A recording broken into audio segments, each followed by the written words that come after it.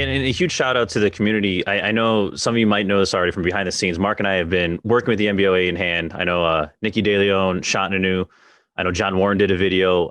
Been on some of these calls with the commissioners just to help just advocate and just make them aware of like these are the struggles we're going through, and it's not the intentional consequences of this, but like these are some of the things that are going to happen if it passed as is. So shout out to everyone from the community who helps at least defer this so that a more educated decision can be made. And it should be noted, this isn't supposed to be, if so often it defaults to this position of, oh, well, you're either pro landlord or pro tenant. And it really shouldn't be that way. This is really supposed to be finding a fair ordinance or fair legislation.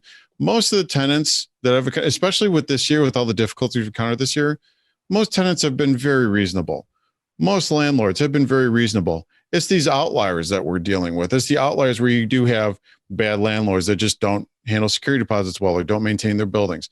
You have bad tenants that are, for lack of a better term, we call them professional tenants that know the ordinances better than I do and know the ins and outs and how they can manipulate the system. So it's for those, the rare amount on either side of the aisle.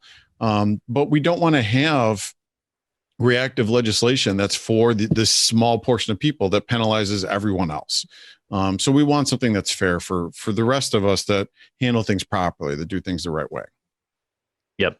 And for those listening, it's December 22nd right now, day of recording. So I know because this thing has been pretty fluid. So if you're listening to this in mid-January or late January, like things could have changed by then.